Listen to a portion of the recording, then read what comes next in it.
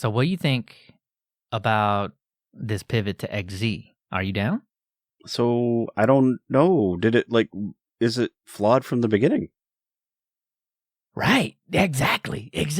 Okay, but so my entire thing about all this though is I've listened to every podcast. I've read as many of the debriefs as possible, the postmortems as possible. Yep. And one question no one has ever asked, and maybe it's just because I'm a cynical kind of guy, but everybody was saying like, oh, well, how are we going to catch the new ones in the future?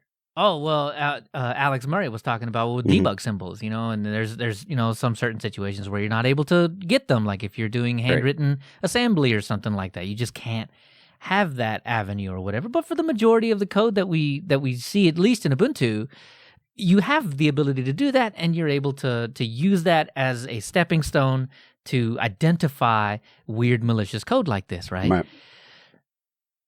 That question is future looking. Nobody, and I guess it's the cynicism. Back. Yeah. Nobody looks back. Everybody talked about how lucky we were to catch this. How lucky open source and the Postgres guy just looking in the right place at the right time with the right goggles, with the right attitude, it was so lucky. How many times has it happened and we didn't get lucky?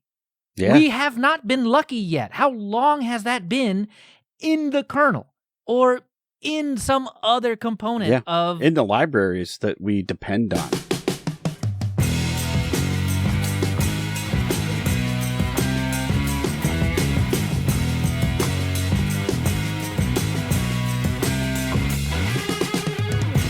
Coming up in this episode, themes are more global than you think. Kdenlive does some layering, the history of LXDE, to cute or not to cute.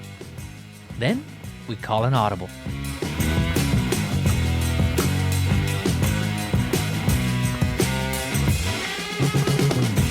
Welcome to Linux User Space. I'm Leo. And I'm Dan. Leo. Dan! It's been a while. A little bit. Had to take a little break. Oops. But we're back. We're here. We made it. We're back. And hopefully it was worth the wait. I hope so. I think so. Yeah. It's gonna be, because we got I think we got surprises all throughout the entire show. We sure do. Turns out there's a lot of crazy stuff that happened while we decided to take a break. And maybe that was a good thing we got caught up on some of those things during that little hiatus. Yeah.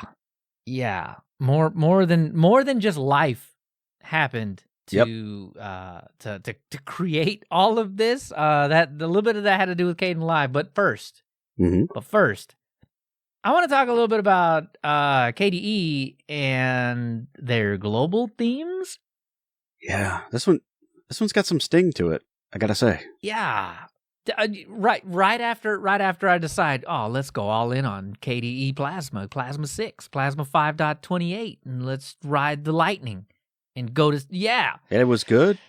It still is good, but maybe this isn't good. No, so late March, it's a couple of weeks ago, Jensen Vars on Reddit decided to install a global theme named Gray Layout, created by Satoru Gojo. And Dan, did you know that global themes had your user access on the system? No, that seems a little strange. I mean, I get that, sometimes in packaging, things have access to a lot of your system. I get that. Mm-hmm. But, didn't know that one. No, because this global theme decided to go in and RMRF everything that was user touchable. Yeah, that's less than good. And so, like, that's that, like, I started reading some of this article on Hackaday that you linked to me, and Hackaday had the best write up. I think they had a good one. They went into it best. Like, it started off with the Reddit post, right, which we'll link. But then it said, it started behaving oddly, and then prompted for a root password.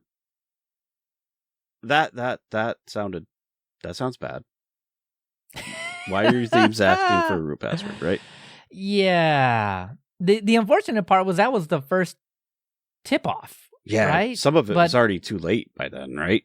Right. That was not great. So KDE comes back and says, warning on Mastodon. They say, warning, global themes and widgets created by third-party developers for Plasma can and will run arbitrary code. You're encouraged to exercise extreme caution when using these products. A user has had a bad experience installing a global theme on Plasma and lost personal data. Global themes change the look of Plasma, but also the behavior. To do this, they run code, and this code can be faulty, as in the case mentioned above. The same goes for widgets and plasmoids. So from the reading of the Mastodon post, it makes me think that I guess this wasn't malicious in intent. Well, it's as you say, it's the packaging kind of cleanup stuff, except I suppose the command that was used behind there was a little broader than we might have first thought.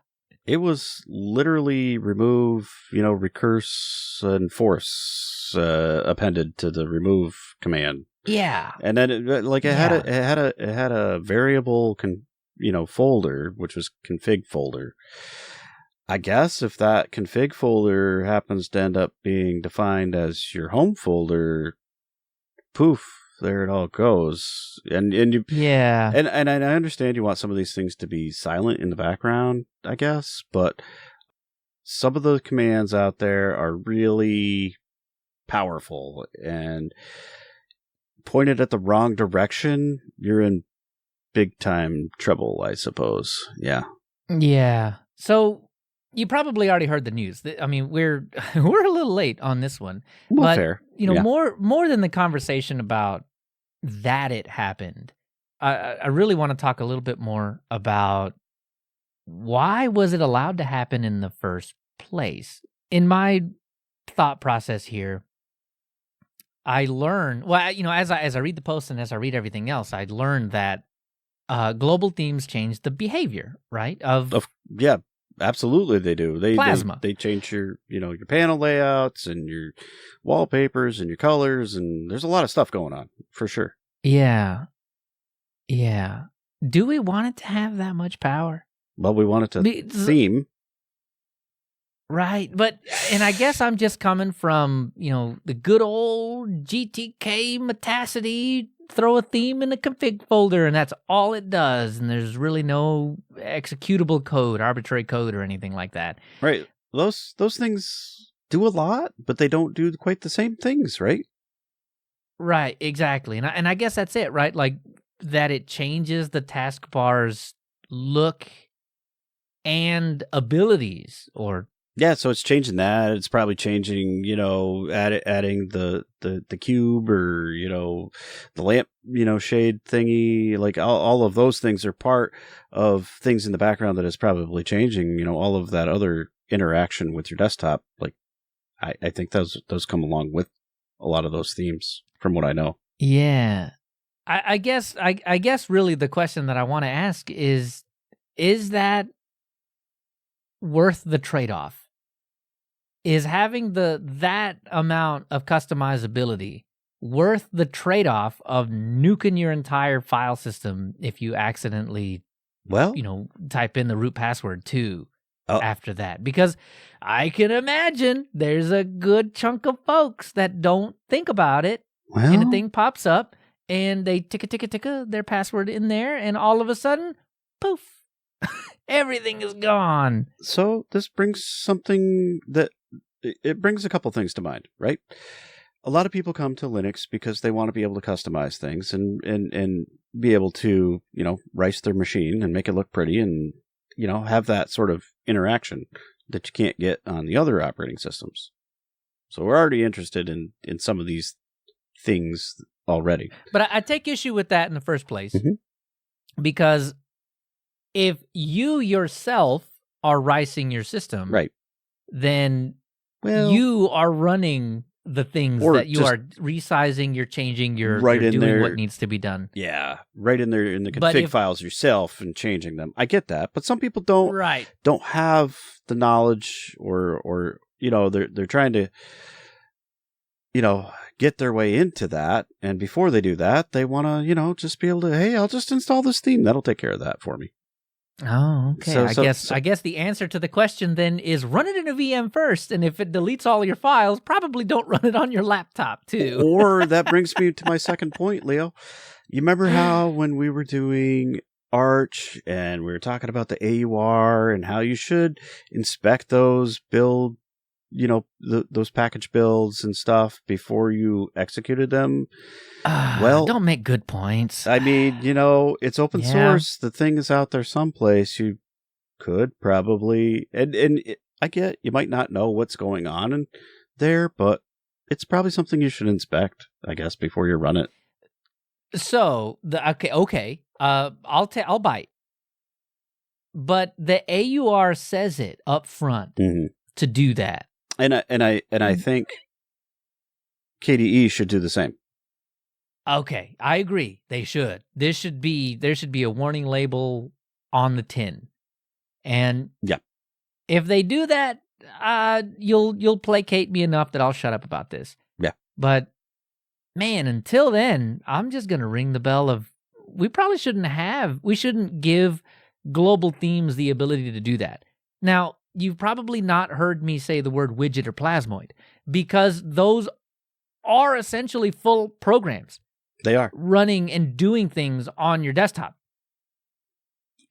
Going into that, and this might just be because of my own experience, right? I mean, I know that widgets are full code and plasmoids are definitely running things in the background, but you can see it. They're doing stuff. It makes sense that they would have access to at least the stuff that you explicitly give it access to, right? But there's that, at least in my mind, there's that thought process in the back of, well, they're doing stuff. So, I mean, I should be careful with these. This is code here we're talking about.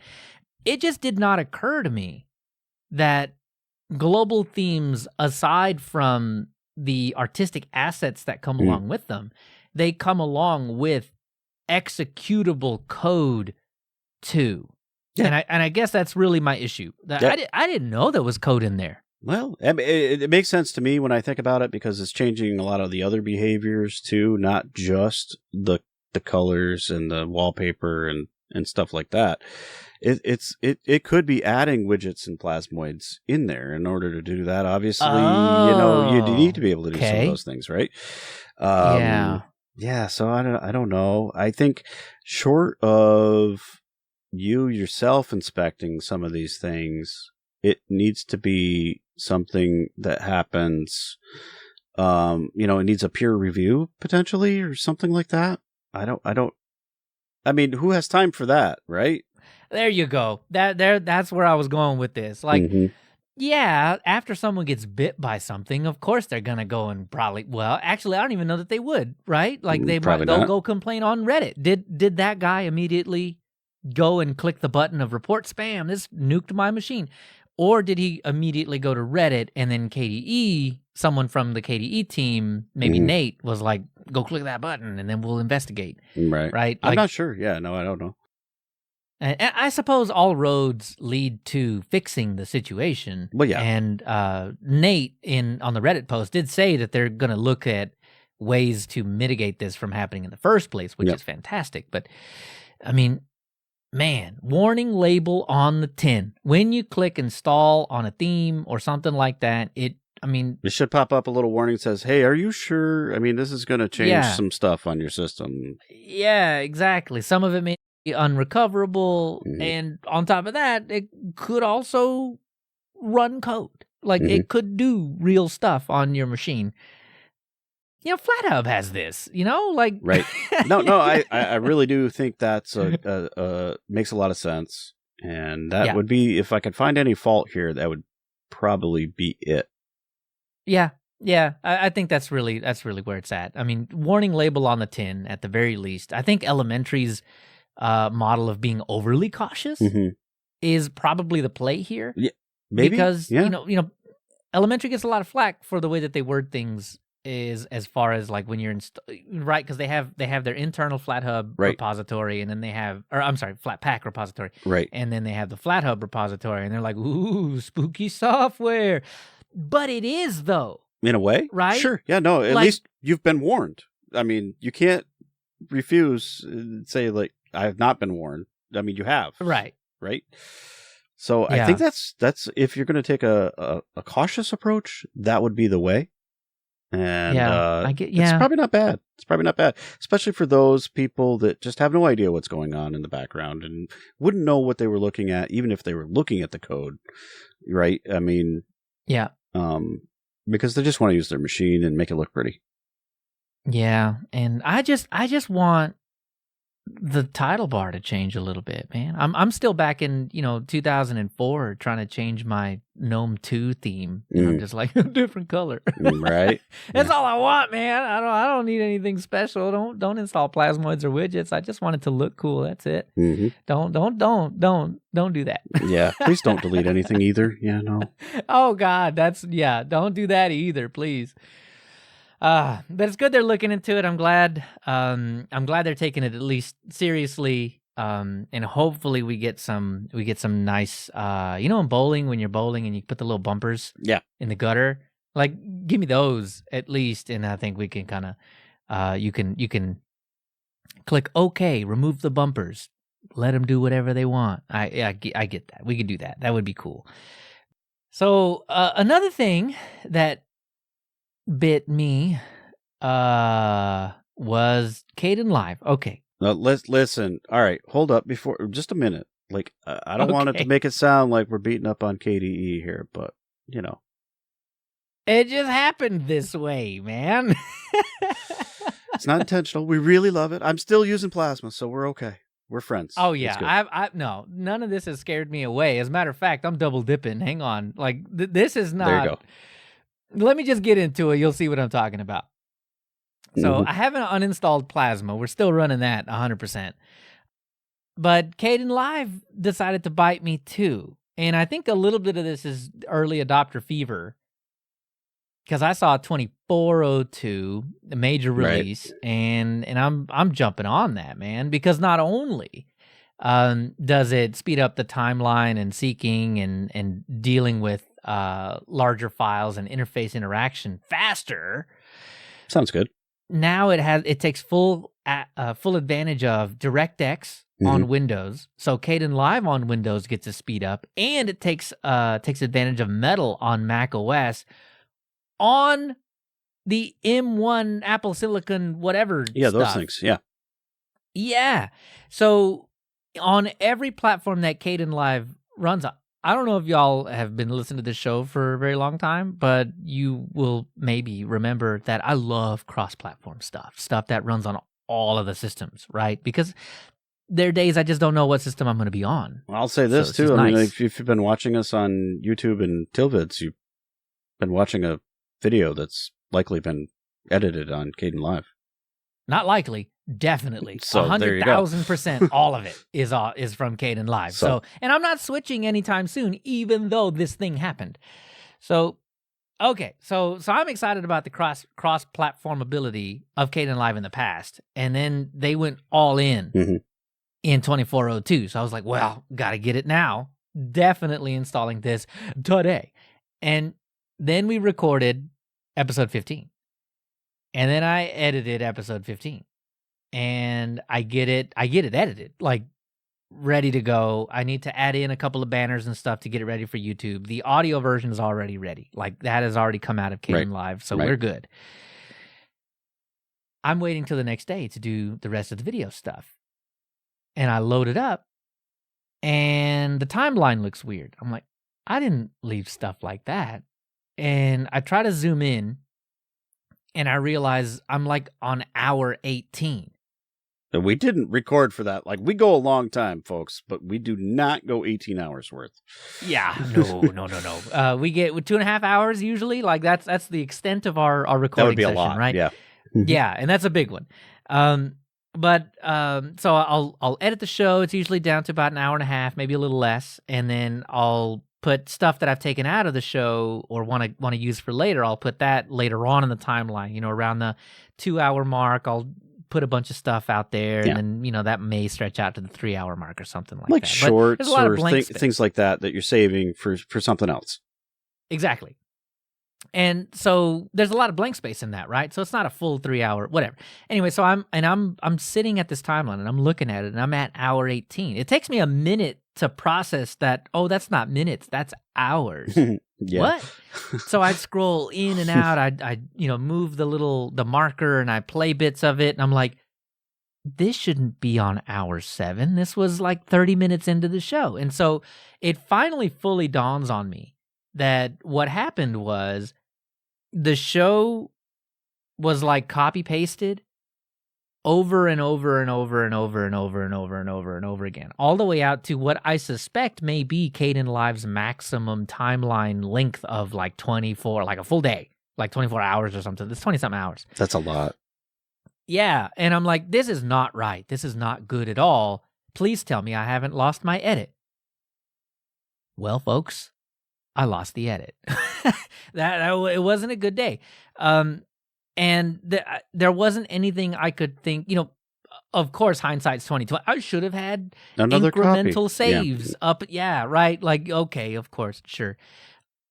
But, you know, in the moment, there was nothing that I could do to salvage that I knew of. Maybe there are cool tricks that maybe someone can swoop in and tell me, hey, it turns out you didn't have to spend that extra few hours redoing everything. You could have just gone back and done this.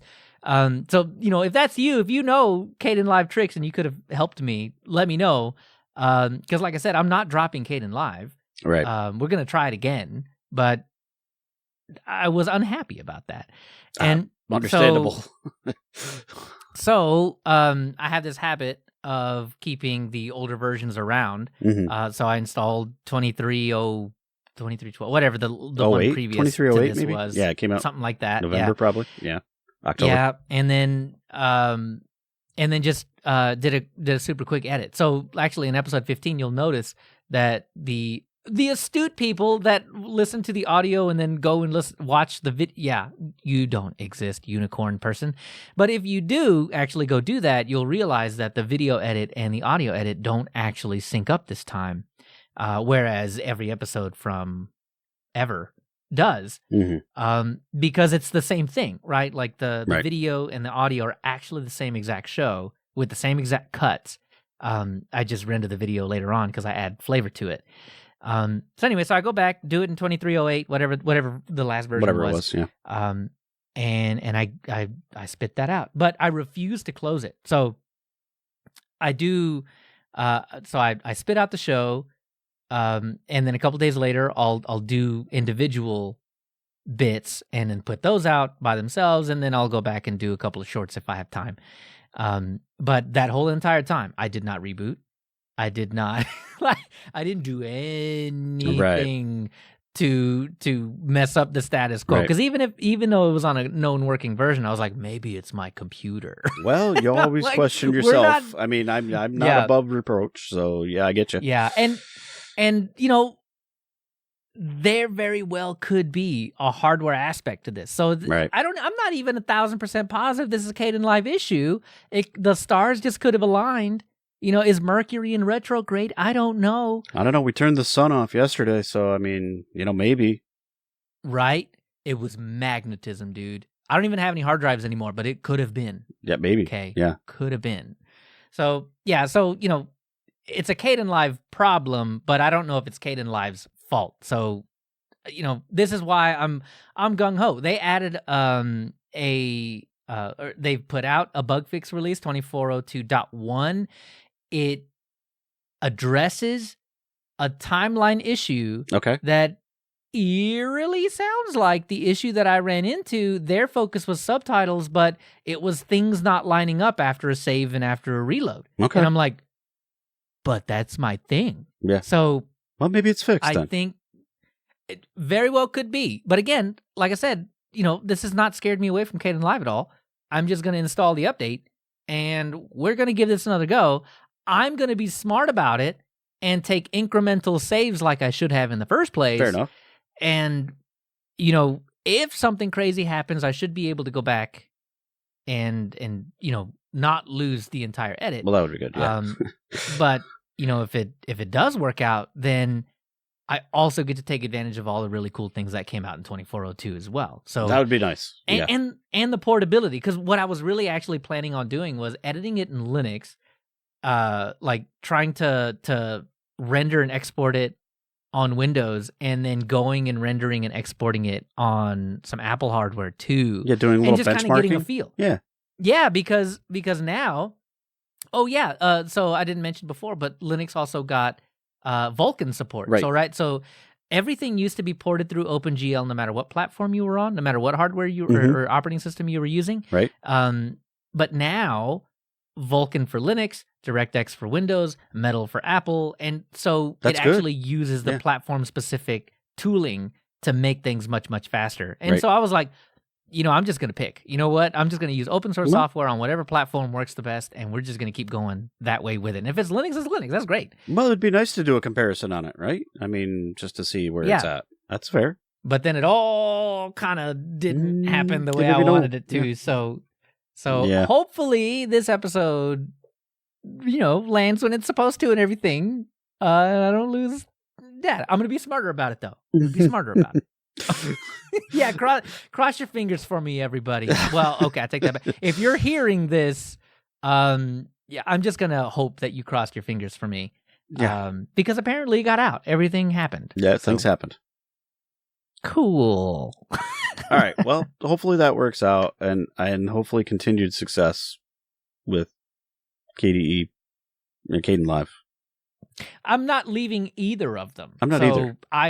I hope there's success to be had, because I'm not stuck. I want to be here. You're gonna have to do more than that to scare me off, I guess. So there you go. Yeah. Well, I also don't install global teams though. So yeah, I generally don't do that either. If you enjoy our faces and enjoy Leo's Kdenlive edits, you can watch them on YouTube, or even if you just want to get all the history bits, you can catch that over at Tilvids. I mean, we try to edutain you well over there. That's right. I mean, Tilvids is a great PeerTube instance, and we're so gracious for their support of our show, allowing us to post on their platform. And it's open source software, so that's pretty fantastic, and it's on the Fediverse. So I mean, it's getting around all the places, so that's pretty nice. It's been a great addition for us. And if you really, really love us, you could go on over to Patreon and give us $1 or $2, and you get great perks and early access and high quality audios and all that stuff. I mean, we love your support, so we give you all the good juicy bits. Absolutely. And Tilvids actually, not too long ago, they increased our storage size. I think they're trying to tell us something. Well, keep them keep them coming, I think is what they're telling us. I'm pretty sure. Well, we don't plan on stopping. So challenge accepted. Yep, absolutely. So thank you for all your support everywhere, wherever you are. However you do it, dollar or not. Thanks.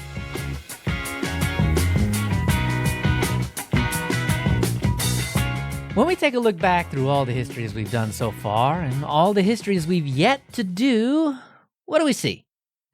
A wonderful amalgam of wheel reinvention and an excruciatingly long list of developers scratching an itch, whether that be professionally or just for fun. A beautiful world of fragmentation that brings us some of the best software ever written. If you've been following along, you already know that the desktops are no different.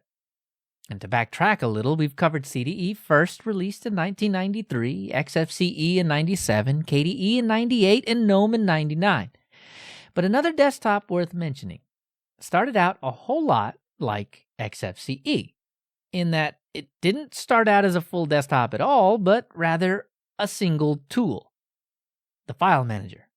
Simplicity was the aim here, using the bare minimum but not excluding features, at least the ones that would come in the future, only focusing on keeping things extremely lightweight.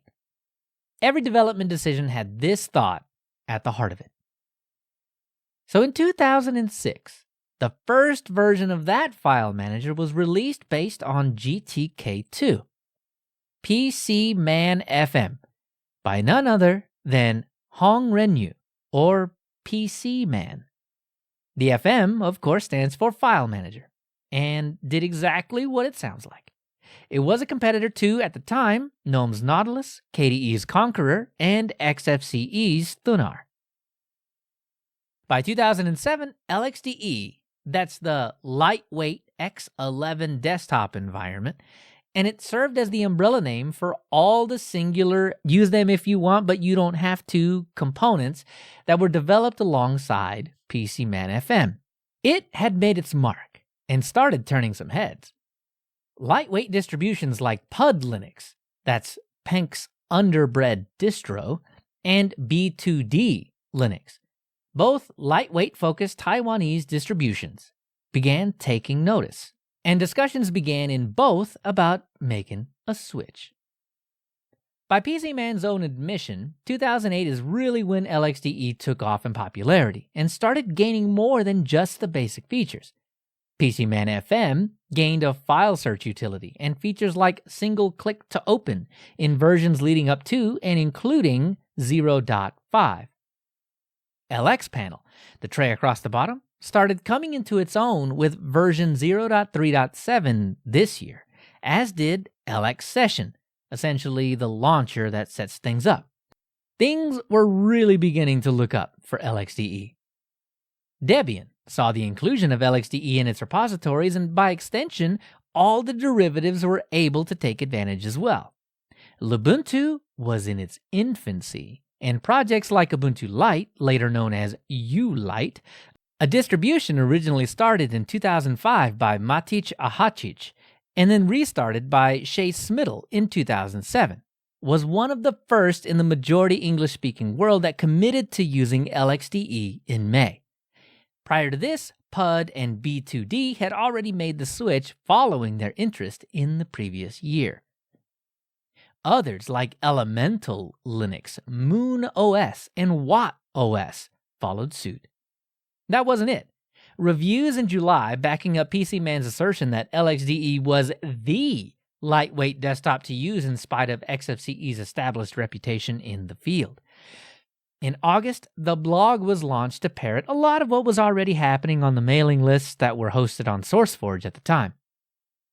Announcements were no longer buried, and information about the desktop that so many were clamoring to see was now much easier to get to. The first post made its appearance in September. After all this winning, PCMan disappears, at least for a little bit. It turns out the slowdowns people noticed weren't because PCMan was giving up. No, they were because he had a side job, becoming a doctor. Yeah, PCMan's side hustle is helping people after he's done helping people full time. Sidux, a Debian distribution with its own kernel with special sauce, gets an unofficial LXDE flavor with Compiz and 3dfx. But Debian itself, while the packages were there, wouldn't jump on the bandwagon for a while yet. That doesn't mean that other forward-looking and faster-moving distributions like Mandriva and Fedora won't take the bait. At the end of the year, Mandriva picked up LXDE. Their partners are adding it to netbooks. And Fedora too, with version 10. Even if PCMan was focusing his attention elsewhere, LXDE was still forging ahead, making steady progress on just about every component and even adding new ones like LX Session Edit, a startup application editor, LX Shortcut, an application shortcut editor, LX Music, my personal favorite, an XMMS-based music player that looks very reminiscent of Foobar 2000. There was also time left in the year for a new LXDE translation project that's still ongoing in spirit today. By the end of 2008, LXDE was seen in TinyMe, a PC Linux OS derivative, Silats, a live CD distro, Greenie, an Ubuntu offshoot, Vector Linux Lite, MiaOS Box Edition, GOS, and ZenWalk. By 2009, it had become abundantly clear that PCMan would look to the community for guidance. And that guidance always ended up being stay lean, stay fast. And if the tone wasn't already set for that to happen, by the end of the year, it was solidified. This speed was showcased for the first time at FOSDEM in February. This year was perhaps the year that LXDE seized its place atop the lightweight mountain. Aside from Debian, there weren't many other places that it needed to land and prove its worth. One of the last few of those places was filled at a breakfast in Berlin. There, Ubuntu was truly born with the help of Mark Shuttleworth. LXDE didn't stop there either. It had been seen running on Android and on Open Solaris too. Neither are traditional Linux. Speaking of traditional Linux, though, CentOS saw some movement in the full support direction, and PC Linux OS finished theirs with PC LXDE. At the end of August, the first Ubuntu test ISO was available, and Fedora 12 saw LXDE as the second most popular spin behind KDE. LXPanel saw major updates this year, and LXInput, a keyboard and mouse configuration tool, XKB, a keyboard switcher, and LXDM, a new display manager to replace usage of the GNOME and KDE's display manager, saw inclusion under the LXDE umbrella. Lots of other improvements across the entire family of apps, including an LX launcher rework. If 2008 was the year to adopt LXDE, 2009 was the year to show, not tell, people why they made the right choice. By 2010, there were only a few distribution holdouts, but OpenSUSE made the list one line shorter by joining with version 11.13, which added LXDE as a default option. Also in the year, PCMan FM would begin the process of a significant rewrite of the entire codebase to, you guessed it, refactor and speed things up even more than they already were. The answers to the question of, what do you do when you're the fastest file manager in all of FOSS? It's obvious. Rewrite. Make it faster. But this didn't mean that other parts of LXDE would slow down development. Nope. Just about every component saw some type of version increase, whether it be bug fixes in LX Music, a rewrite of LX Appearance, or entirely new applications like LX Polkit for authentication.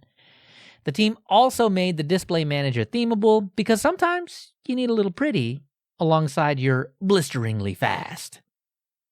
Now, a feature you might have expected to be there wasn't until the end of the year. Movable desktop icons? Oh, and you can also now run LXDE on an Android phone, the Nexus 1.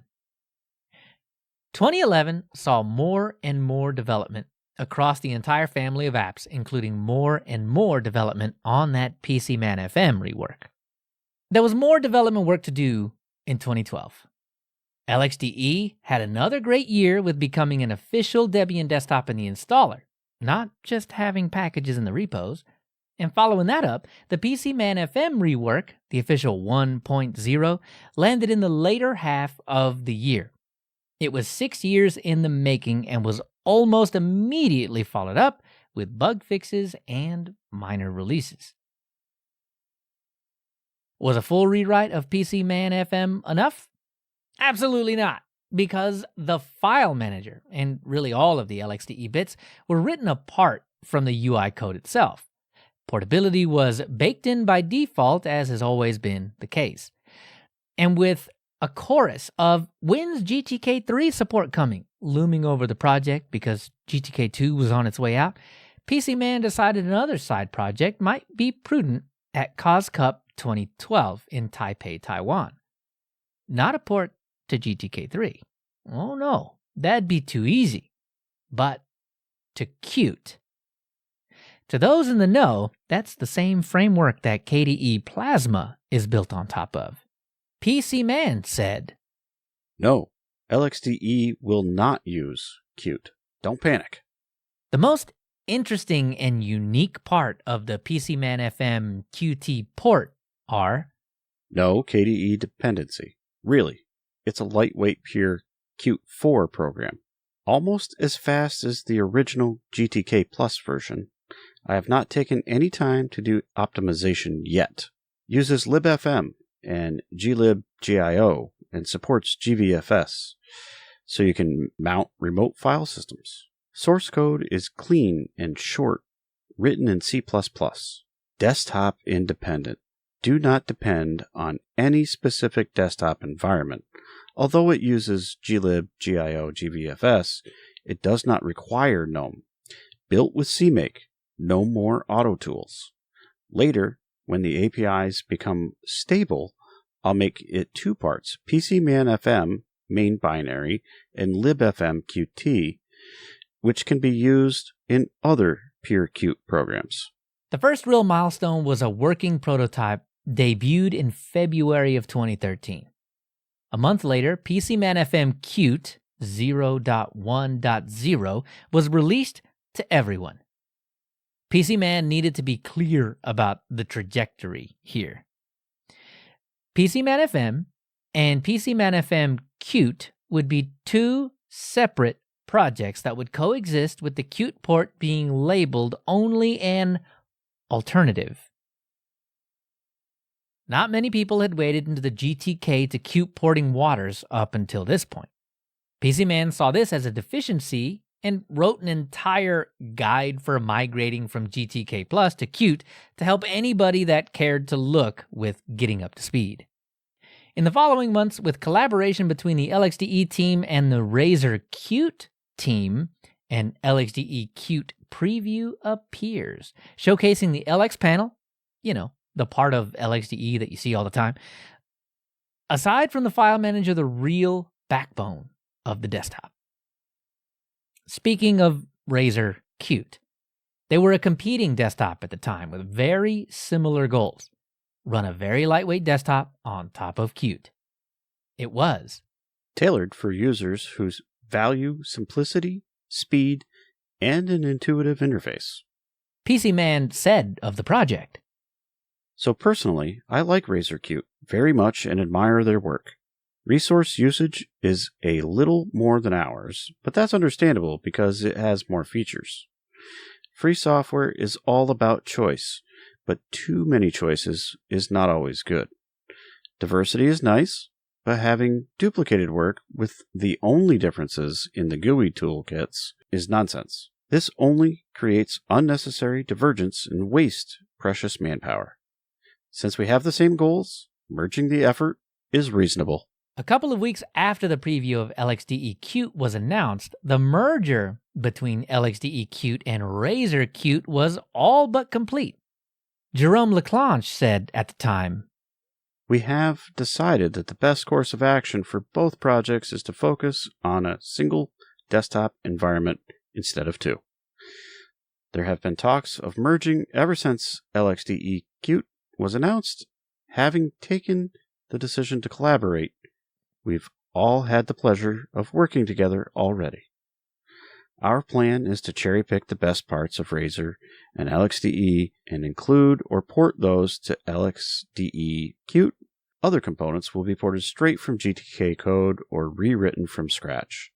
In the end, we want to offer the best possible experience while reusing as much code as possible." But ever since the announcement, work and early releases of LXDE Qt, email after email, comment after comment trickled in complaining of the dreaded bloat. Every lightweight project's nightmare. Between GTK lovers, Qt haters, and some that just jumped on the bandwagon because it was en vogue or they thought the entirety of KDE would be shipped alongside, it prompted PCMan to respond. No, LXDE Qt wasn't bloated. Far from it. PCMan demonstrated an LX terminal using the free command that the Qt version was running on a system using a slim 91 megabytes. The main GTK version took up only 86 megabytes. Aha! The naysayers might exclaim, "We found the bloat!" until they realized that LX Terminal hadn't been ported to Qt yet and required GTK libraries to be loaded behind the scenes to even get the thing to run. At every turn, over and over, bloat had been successfully dismantled as an argument. But it didn't stop many from saying it anyway. Throughout and further in the year, just as PCMan promised, LXDE, the GTK version, was loved and maintained as it always had been. And that LXDE maintenance continued into 2014 too, to include PCMan FM 1.2.0. In late March, through an announcement to note that PCMan FM Qt was in a fine state, we see the first official talk of the project's name changing from LXDE Qt to simply LXQt, in line with what we say today. Just a month later, the first full LXQt alpha is announced. And about 10 days after that, Jerome announced the first Qt lightweight desktop environment 0.7.0 is released by both LXDE and RazorQt teams. This also marked a switch to a coordinated release type where LXQt, the umbrella project, is distributed along with the accompanying updated software like LX Appearance, LX Panel, and all the other bits that have changed. Oh, and a side note, PCMan FM Qt was Wayland ready. The announcement also noted, existing LXDE users will be happy to hear that the GTK version of LXDE will not be discontinued for the time being. While several developers have shifted their focus on LXQt, a classic LXDE will continue being maintained as long as there are developers still working on it. Astute listeners will note the words, "for the time being," tucked neatly in that little bit. It was one of the first public mentions of a deadline for LXDE itself. A couple days later, initial free BSD support for LXQt showed up too. Now, for those keeping count, in mid-2014, on bare systems with OpenBox in the backend, LXDE ran at 78 megabytes of RAM, and LXQt ran at 95 megabytes. PCMan noted the need for optimization. For reference, XFCE was clocking in at 89 megabytes. By June, LXQt got full Qt5 support. With the year winding down and an LXQt 0.8 released too, PCMan notes that LXDE is still not dead and won't be as long as GTK2 support is still kicking. Andrei Gritsenko, however, would be leading the charge since the bulk of the project's resources would be squarely pointed toward LXQt, but both projects are still, most certainly, actively developed. To mark the end of the year, we say goodbye to RazorQt, a 2-year project that shone brightly and was ultimately absorbed by LXQt. PCMan said of the shuttering, "Without the work of the RazorQt project, we couldn't have LXQt now. Its developers deserve credit. Long live free software." The seismic shifts were over. Starting with one project, then two, then a third, and RazorQt were back down to 2 for the foreseeable future. Things would move a little slower and a little quieter. In 2015, the 0.9 release was caught on snags in Qt 5.4, but eventually released in early February with a new theme and polish. Also, by this point, LXQt could be found wherever distros existed, really. Adoption took almost no time at all compared to its earlier sibling, LXDE. LXQt 0.10 followed in November with lots of back-end work to speed things up and lots of translations. With LXQt 0.11 releasing in the new year, all the way in September, so too were renewed grumblings of bloat. So, here are the stats. Running only a file manager and terminal to get the stats, LXDE, 100 megabytes of RAM. LXQt, 120 megabytes. XFCE, 150 megabytes. It also shipped with better multi-monitor support and a search feature in the launcher. 2017 saw another late-in-the-year release in September. LXQt 0.12 came with a new save dialog in PCMan FM Qt, better high DPI support, and tons of Qt optimization. In 2018, we saw the release of LXQt 0.13. This also marked the split from the LXDE project in more than name. A GitHub project was set up for the purpose of tracking bugs and general development where PCMan, Jerome, and a few others gathered to continue to work on the software. In 2019, LXQt 0.14 is released and brought with it split view in PCMan FM, some basic desktop icons like the home directory, trash, and the computer, and tons of translations. In 2020, LXQt 0.15 released with better file extension handling, better keyboard navigation, and better tooltips.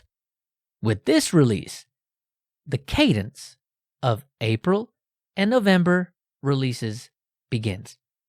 2 big jumps per year.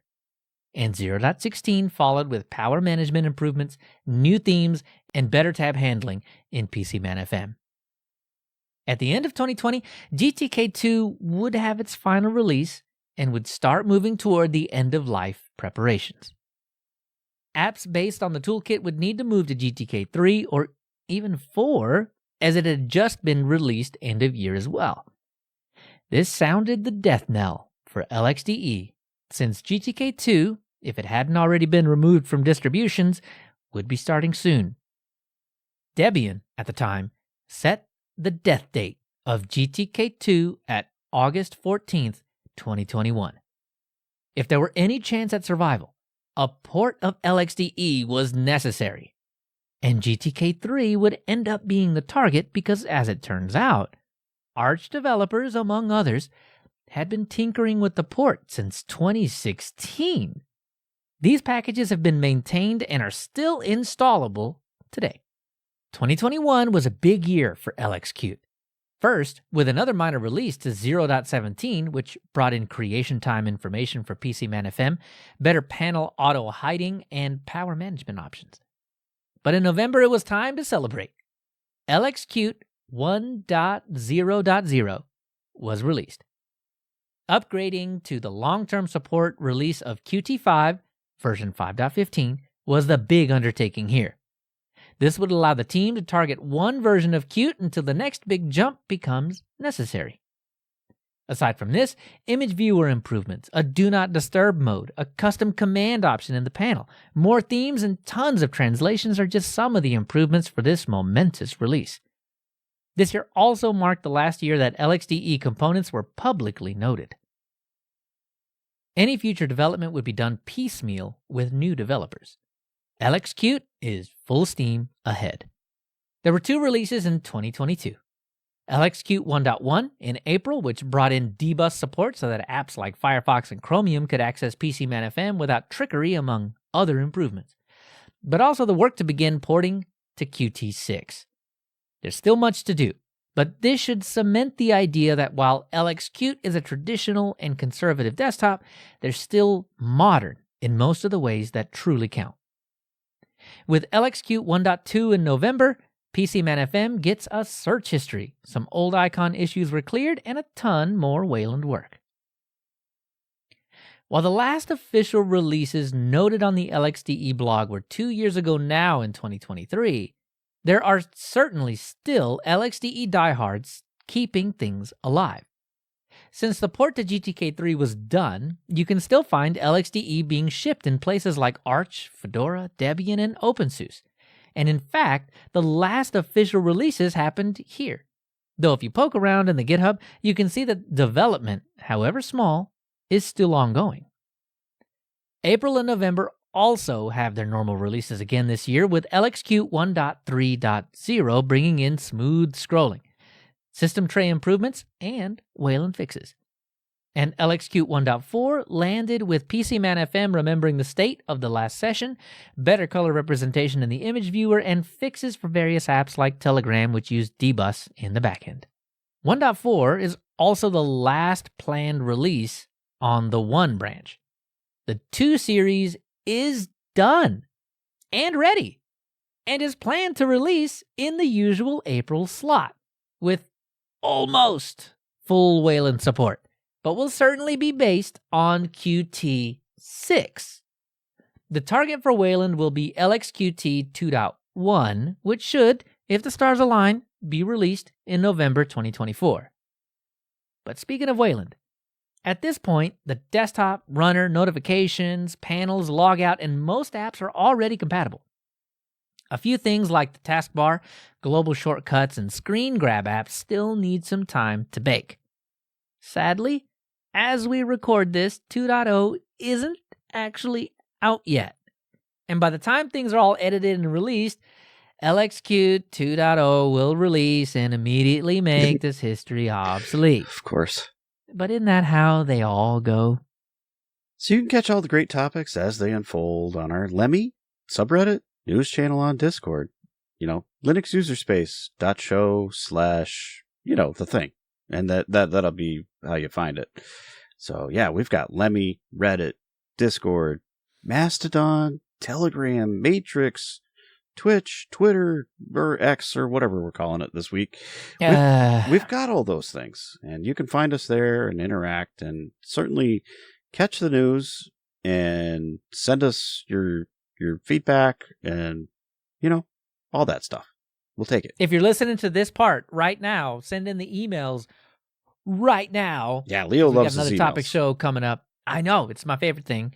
We're coming up to another topic show, which, that's where we do the feedback. So Yeah, if you've been thinking about tip-a-tapping a comment or an email or anything, get it done soon, and it'll probably land in the next episode. So yeah, absolutely. I know we've already got some things that we've collected that we're definitely going to have to discuss. Mostly about last episode, but that's okay because that's feedback. That's what it's all about. And we did a whole show last time that was all feedback. Your show. We did it for you.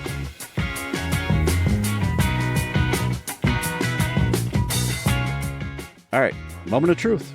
Yeah, we've been dealing with this stuff for a little while, right? Yeah, absolutely. Because supposedly we've been running an LX asterisk. So I won't say that I didn't do LXDE at all, because I've done some. Yeah, LXDE is old. It's over. Nobody uses that anymore. Why would you install it ever at all? And so I've definitely used it. I know what it is. It's not really changed that much, so I'm comfortable with that. And you just didn't do LX anything at all, and you just did a whole plasma month. No. I've done a plenty of LXQt, but I before we get too far down the road, I definitely want to say my introduction to. Well, I guess it wasn't my introduction, but the place that I really sought out that super lightweight desktop was this little guy right here. And this, what is this? This is a Chromebook. It is the first Chromebook ever made. This is the CR48. This is the Acer one? No. This was never released. This was only like pre-release things for certain people testing out Chrome OS. But You've been holding out on me. What is this now? It's a CR48 is the technical the model number of it. It's I think it's a lot of Samsung parts, maybe. I'm not sure. It's unbranded. It's unbranded. It's a Chromebook. That's it. And so very pre-release 2010 time frame. I ran Chrome OS on it for a while, right? And got sick of that because that's too limiting. And so then in about 2017-ish, maybe, I don't know, 2016, somewhere around there, I figured out how to hack it and get the BIOS flashed, and so it's got a different BIOS on it. And then obviously now it's got a dead battery because there's no battery here anymore. Okay. I was gonna ask what's missing. That's the battery.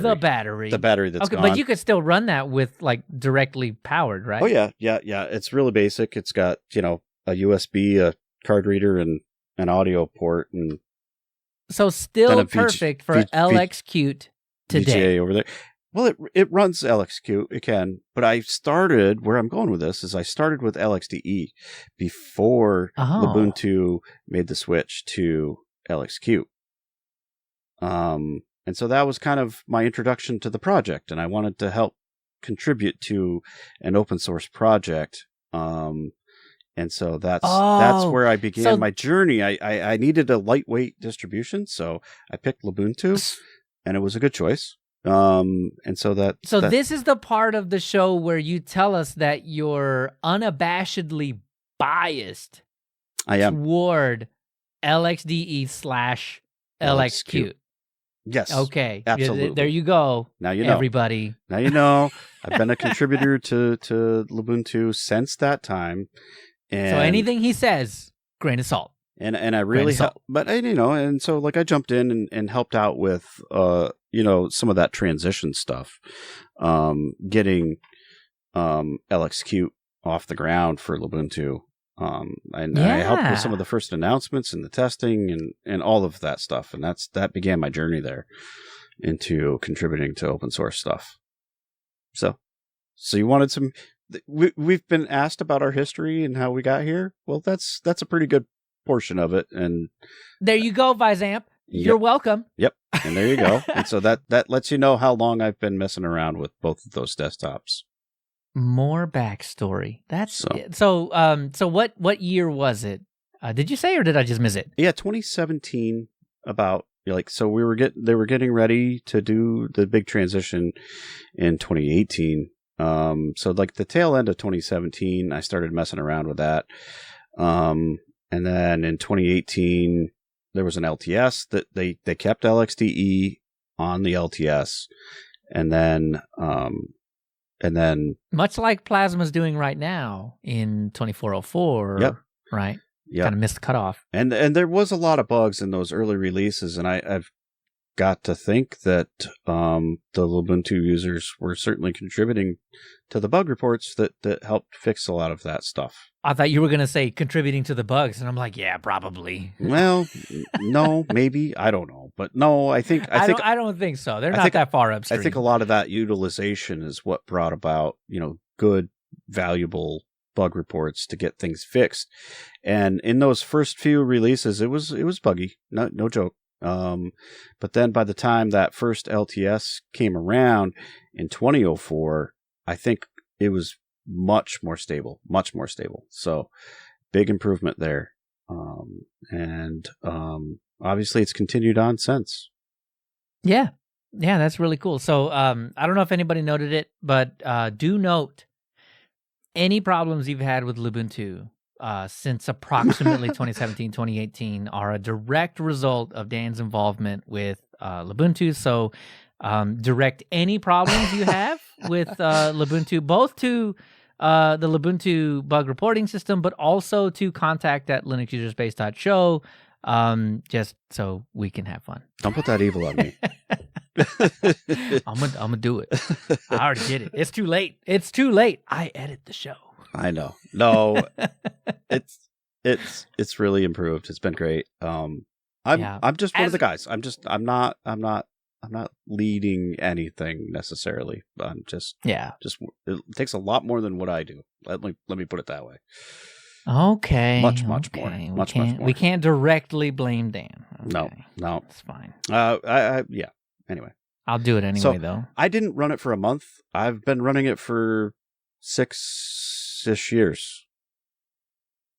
Okay, so for the next 3.5 hours, Dan's going to tell us his experience with LXDE and then the transition to LXQt. So it was like that transition thing wasn't smooth. There wasn't just a script that you could run and like I guess you could, but like you had to rip out pretty much everything and start over again to get that. That's a whole new framework. It totally was. Yep. All the components, everything different. Yep. Start over. That's what we did. And so that was what we advised when people, because they really did break our update cycle, if you will, because that's one of the founding things for Ubuntu is you update from release to release. And while you could, it wasn't clean. It kept a lot of like the updates, normal updates, kept your old components of LXDE and it installed the new components of LXQt. And yeah, it switched to them, but you still had both. It was a little weird, and you could remove it, but settings were wonky and whatnot. So that transition wasn't good. Huh? What we advised at that point was, yes, please back up all your stuff and start over. Reinstall. Yeah. It's just the safest way to do it, and it solves so many, like it pre-solves so many bugs that would absolutely crop up when you're, I mean, you're literally pulling the rug out and then inserting a whole new rug. Yep. And yet somehow the little cup didn't fall over, but it's like wonky now. And then someone's going to write in about that, and you'll be like, just pick the cup up, then change the thing, and then put the cup back. Down. That's the answer. Well, and here's the other thing that happened in Ubuntu land at the same time, which is not really directly related, but after 1810, 1904 alpha stuff was happening, like before, we got too far in the 1904 release cycle. Ubuntu decided to drop 32-bit ISOs, right? And so that was when 32-bit went away. I forgot about that. And so being the lightest the lightest desktop available, we got a lot of hate mail, as you can imagine, because because you have both. Yeah, we were, the lightest. And so like that was the desktop that you wanted to install. How dare you use 240 megabytes on my disk? How dare you? Yeah, and so XFC got a little too, because we were the last two flavors to drop 32-bit support. Well, I mean, you're conservative desktops in the first place, right? So right. You take any change conservatively. It's a slow moving process, right? And so I guess someone that is looking for the ultimate lightweight, and in the history, we talk about this a lot, where PCMan has to come out 3 separate times. I think there were even more, but I have in the history 3 separate times where he comes out and says, "It's not even bloated though. It's light. It's still light, guys." Yeah, no, he said that. I think this is where my biggest issue with people that scream bloat all the time comes from, where it's like, bloat is very subjective. For sure. It's very subjective. And you're never going to hit that target. Whatever that target is supposed to be for all the people that are saying bloat, but they mean different things, it's impossible. It's an impossible situation to be in. So the really cool thing is it's a very modular desktop, right? As you mentioned and talked about, all of the components can be used independently for the most part, and it can sit on top of any window manager. Really, I think. I don't know. Yeah. I mean, I've yet to find things that it didn't work well with. Sometimes Sway loves it now, right? Yep. Because it's been Wayland. PCMan FM has been Wayland ready for a very long time. So. And Sway has taken advantage of that. And even in established desktop environments, you can bring PCMan FM in and just run it on top of whatever. So it's versatile. Yeah, so if you get into the window manager stuff, like and you're really into the tiling window managers, you can incorporate that right into LXQt and turn that on and do all the tiling and still have a desktop, and it's so you can use the mouse or you can use the tiling stuff. I mean, it's very versatile, and it's a great modular thing. And I think it was around 2016 maybe that PCMan FM really kind of embraced the keyboard navigation ability of people doing that. I think you realize that people are using it as a file manager for window managers, right? And you realize if that's a big use case for you can the file manager, then you got to embrace that, right? Yeah, well, you can totally flip that around and use the desktop on any window manager. So the term that gets thrown around is window manager agnostic. You can pair it up with any window manager that you want, and that's kind of cool. I mean, not too many other desktops can say they can do that, right? Yeah, I love that because of the definition of agnostic, where it's like PCMan FM is just like, You know, I'm not actually sure if the desktop actually exists. I'm just not positive. Yep. And so that's my favorite. I love ultimately, I think you will be hard pressed to find a full on desktop environment that is lighter. I really do.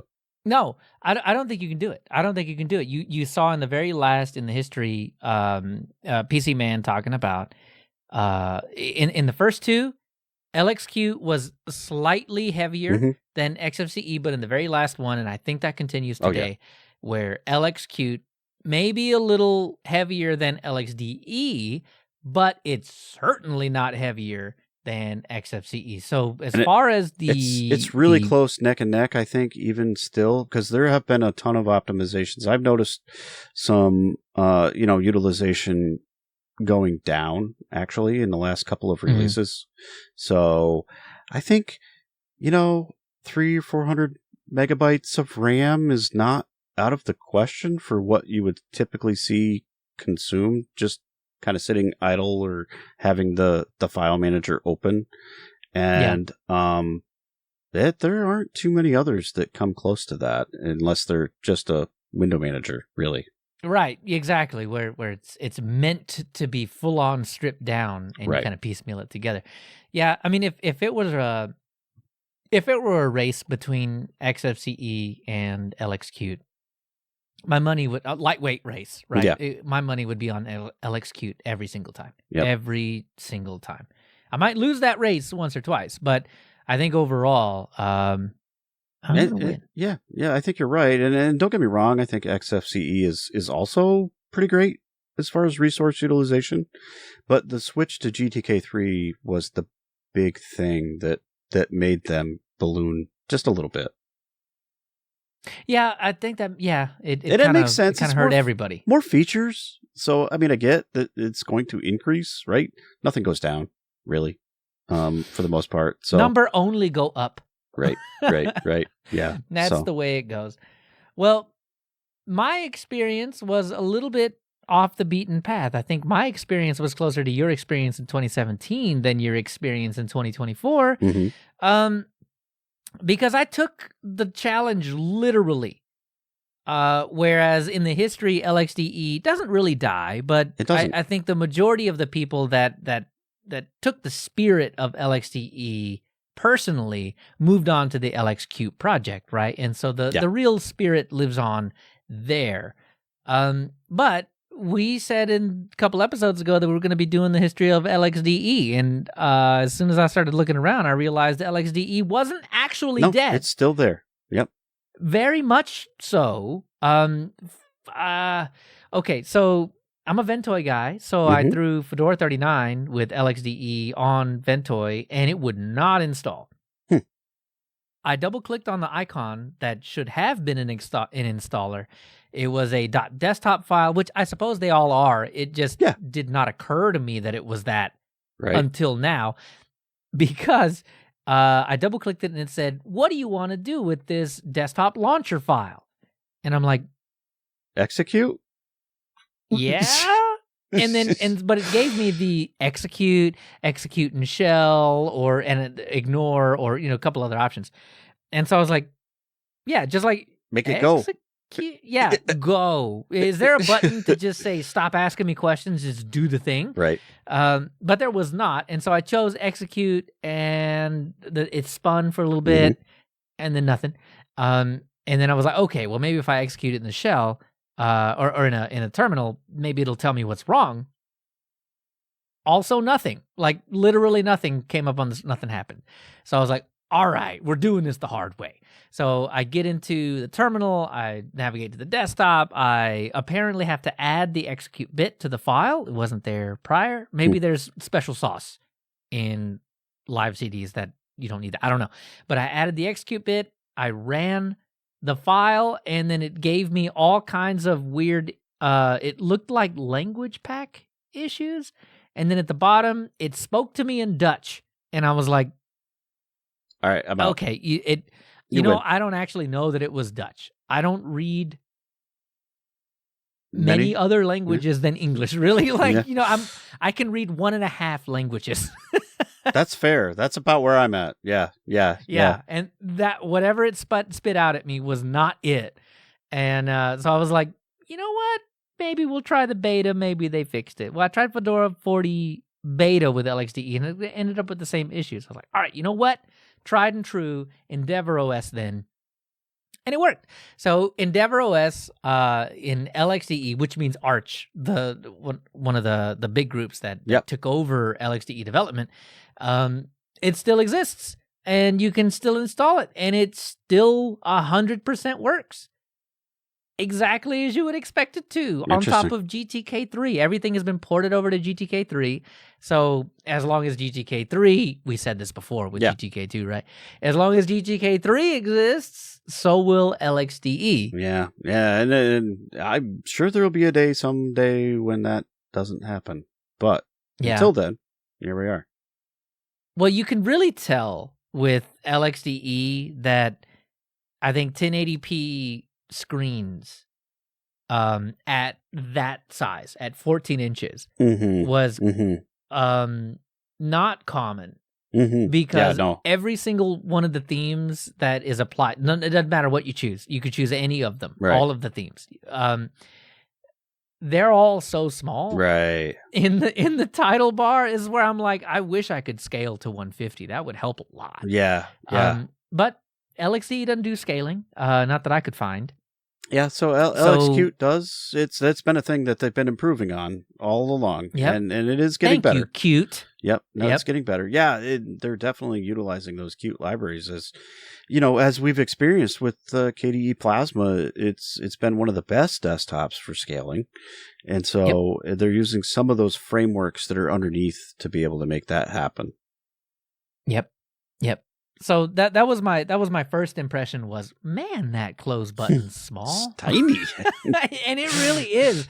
I mean, it really, really is. On a full 1080p screen at 27 inches or something, I'm sure it's fine. Right. But man, it felt like I had to be super screen. accurate. Yeah. Oh man. And the button drawn, like usually when you draw a button or whatever, you kind of have there's an area outside the button where it's still clickable.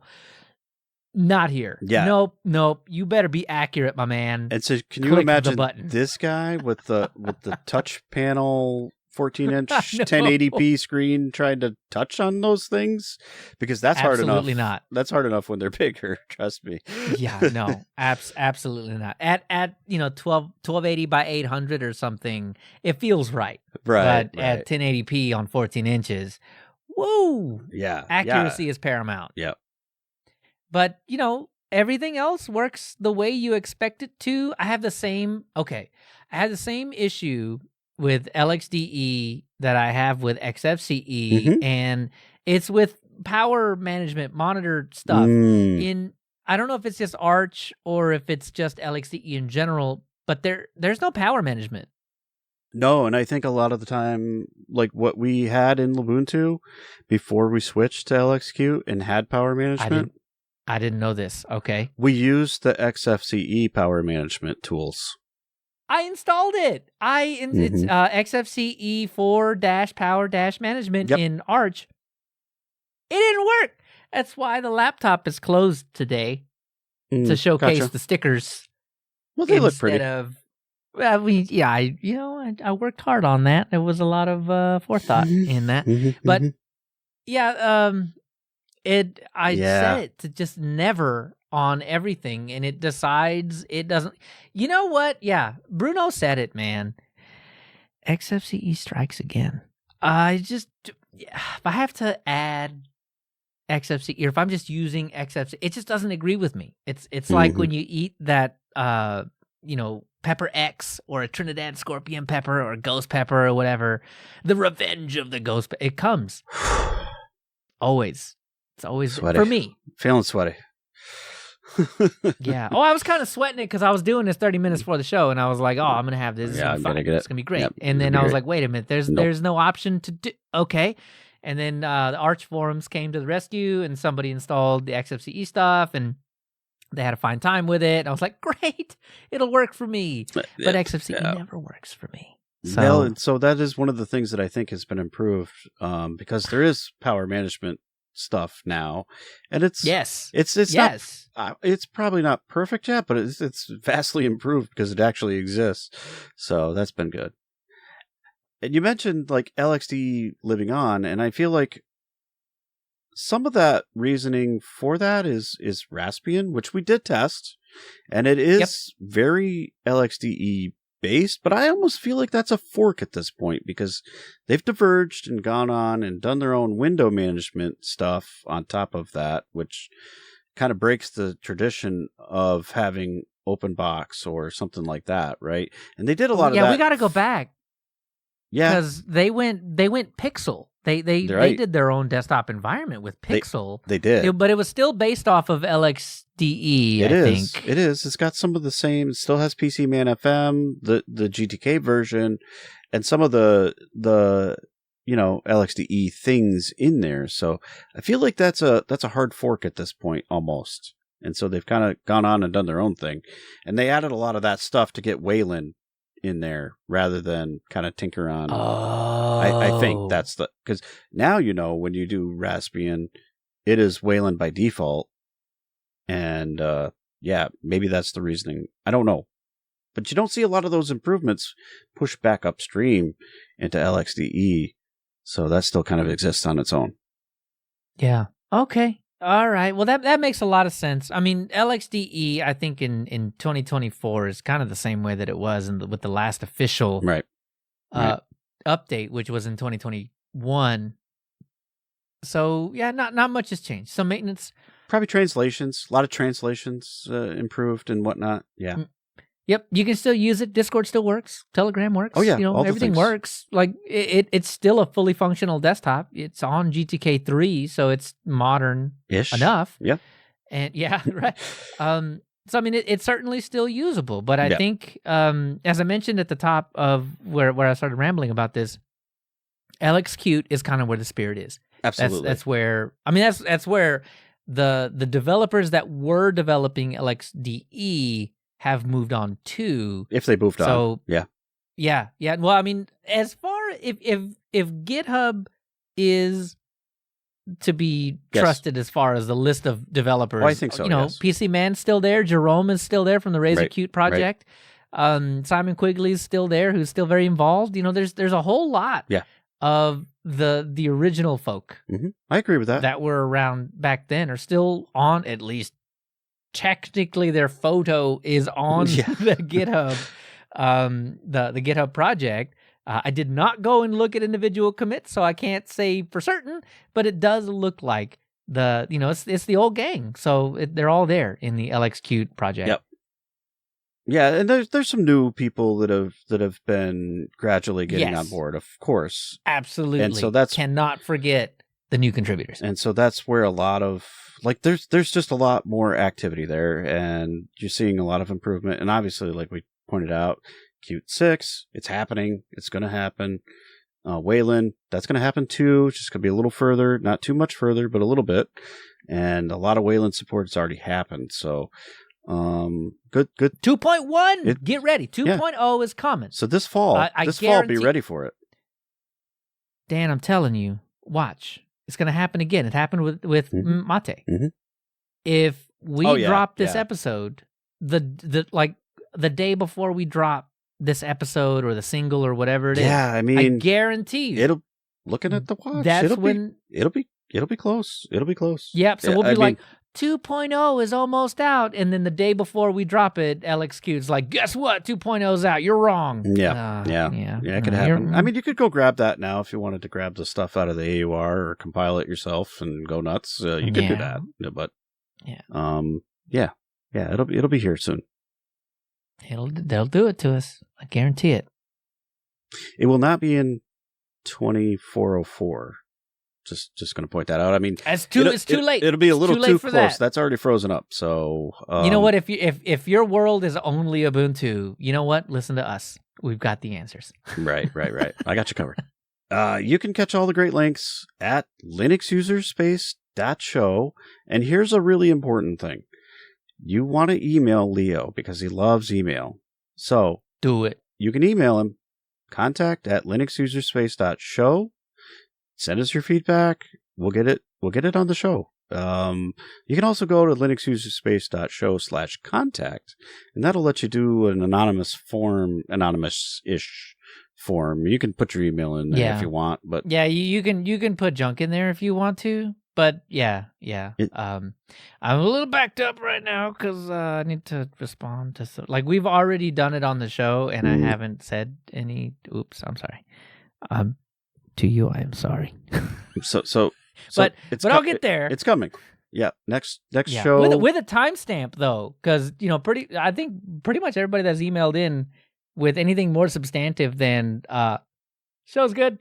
We responded. So we tried. I'll get you a timestamp too to where we actually responded to your stuff. Yeah, sorry about that, but we will respond. That's the it'll be in the show, thing, regardless of if it's on the show or not. You will absolutely 100% get a response. It's cool. So Leo loves email. I read it too. So yeah, you can send them there. You can send them anywhere you want. I mean, we'll take all your feedback. Comments wherever on the Lemmy. Go put it in we have a user space on the Lemmy. You can go air out your grievances out there. I don't know that we can help with that, but we can at least updoot you. I don't what does Lemmy call it? I don't know. Up-lemming you. Yeah, it's I guess it's still upvoted. Up arrow. I'll give you an up arrow. Yeah, not the down arrow, the up arrow.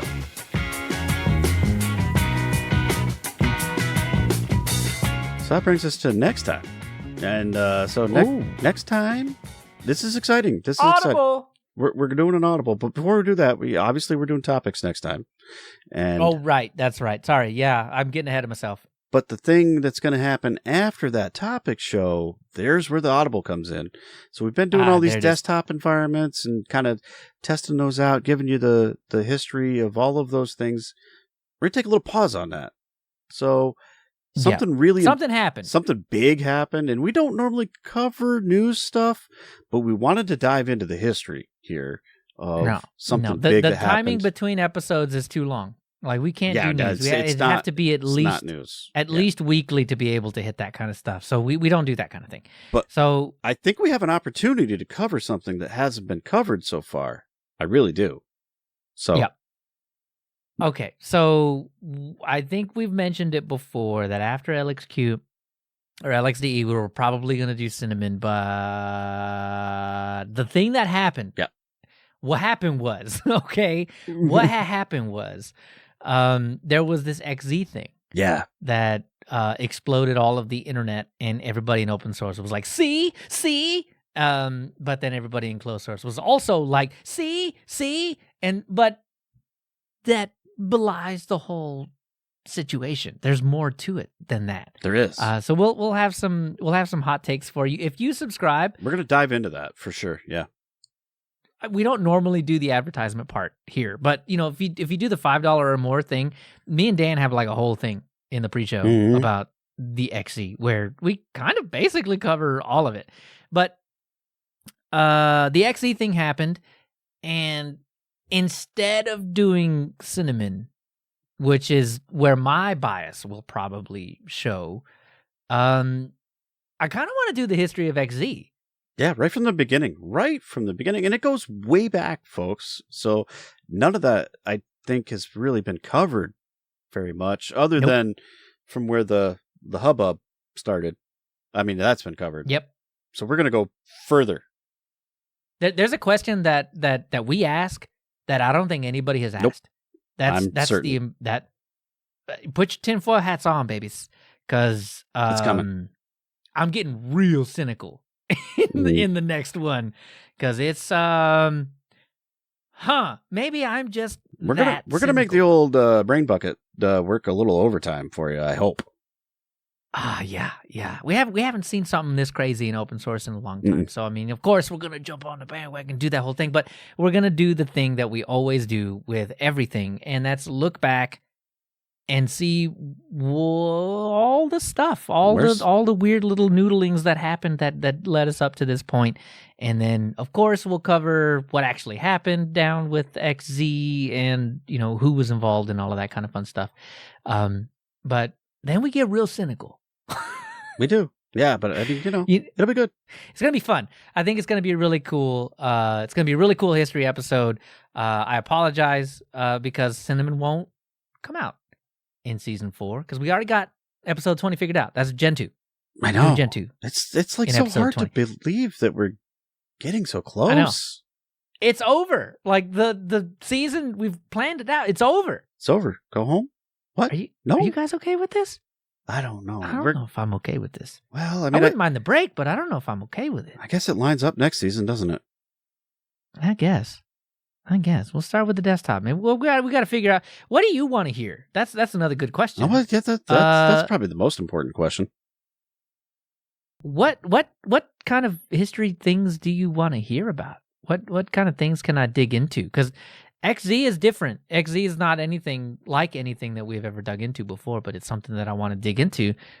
I think we got some good hot takes, and I think it'll relate to a lot of people, and people want to know what's the origin story on this. So that's what we're going to get to. Yep. Someone's going to say Unix, and then someone's going to say BSD, and I'm going to be like, well, wait for episode 20. Yep. Of season 5. So that's a long one. Those are big ones. So stay tuned. Tell us some stuff. You can go Reddit, Twitter, Mastodon, Telegram, Matrix, Discord, whatever. You can go hit all those things and send us stuff. And however you do it, join the conversation in there with us. And we got all the links in the show notes and stuff on linuxuserspace.show. That's where you can go. Click them. And so click those ones, join those things, all hang out with us. History stuff we did earlier. We'll have some links in the show notes so you can go check out. Oh, yeah. Yeah. Just in case you wanted to check me on these dates. Well, I brought the receipts, my man. I brought them. Yep. So, where can we find you, Leo? You can always find me over at mastodon.social. Okay. I actually don't cross post. I don't either. Twitter. Nope, I don't anymore. I really don't post on Twitter. Maybe a retweet. Is that what we're calling it still? Yeah, that's pretty much the extent, right? Like if someone says something to me on Twitter, I still have an account. Yep, so I'll respond to you on Twitter, but. Mm-hmm. I don't. There's nothing on Twitter that's not on Mastodon, right. And there is stuff on Mastodon that is definitely not on Twitter. So, Mastodon's the home. That's kind of it, yeah. Yeah, you can still follow me on @LeoChavez over on the Twitters, because there's still some mirroring going on. Mm-hmm. So you can still stay up to date. And I'm at KC2BEZ on both places, Mastodon.social and Twitter, and you can catch at Linux User Space. On both of them as well, and I was gonna say it, yeah, but you said it. I know. Thank you. I know. Well, I tried to remember, and so that's all over the place too. So you can always hit us up there. Anyway, that's gonna do it for the show. Please come back in 2 weeks or so for more Linux User Space. That's it. Bye. See you then. Bye.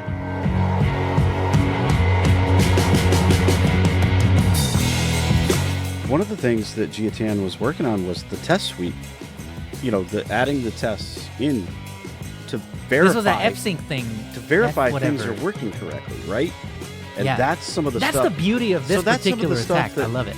That like we're depending on to make sure that the code is good. Yeah. But he turned it off. He used a known broken version prior that we had. So the developers had moved to a better working version of it because it would catch the use cases that he was trying to use. Right. So that's my point. Like, we're depending on those test suites to verify that the software is working correctly, but the same people wrote the test suite. So how are you going to know if it's working? Yep. The way it's intended. Yep. Exactly. You aren't going to know. Nope. The more cynical you get, the worse it feels. It does. It's got a bad feel to it. And so then what's the answer? Go to proprietary code that you can't audit and inspect? Oh, absolutely not. We're in a better position than a Microsoft would be. Yeah. Because it would never be found. It would never be found. There's no money to be made in going back and looking unless something explodes in your face. Then you'll lose money if you don't. But you're not losing money if you do for no reason. I mean, you are losing money if you just do it for no reason. Or you're paying a team could a state-sponsored person get, inside of Microsoft? Question mark?